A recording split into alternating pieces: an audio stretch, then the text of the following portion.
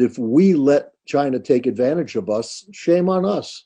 You know, what I've always enjoyed about China is the government has always said, we will do what's in China's best interest. We expect other countries to do the same. And anytime my American friends said, why did China do that? I said, because it's in their best interest. And if we let China take advantage of us, shame on us. But that's not China's problem. But the core point I'd like to close with is the US faces enormous challenges. 90% of them are self-inflicted. They have nothing to do with China. And by challenges, I'm talking about an ineffective government that is so polarized that on the $1.9 trillion COVID relief bill, not a single Republican voted for the bill. So clearly the political system is a major fundamental issue for the US. I mean, if you go back to Confucian values, the best and the brightest have always gone into government in China. In the US, they've gone into business. So if you think about it, the US has B students who totally disagree with each other and don't get anything done. China has A students who are all on the same team.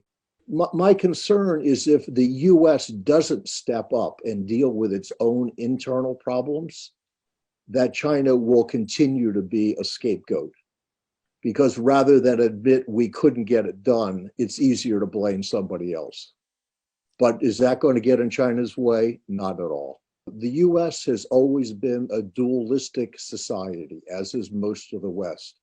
And by dualistic, I mean a bias towards finding good and bad, winners and losers, a zero-sum game mentality. That is baked deeply into the culture of the competitive American environment.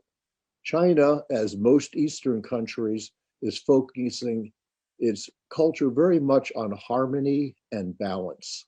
Very different. The second difference has to do with worldview. The Chinese worldview has always very much been centered on how do we deliver prosperity for the Chinese people, and with relatively little involvement in terms of shaping and interfering in the rest of the world. And that goes back for many centuries. The US has adopted what I would call an exceptionalist point of view. The US, assumes that it is positioned, almost destined to be the global leader. So worldview is very different. I agree with Professor Sachs that the US view of exceptionalism is a very dated view and out of sync with the reality today, where it needs to instead to recognize China and respect China as a co-equal player globally.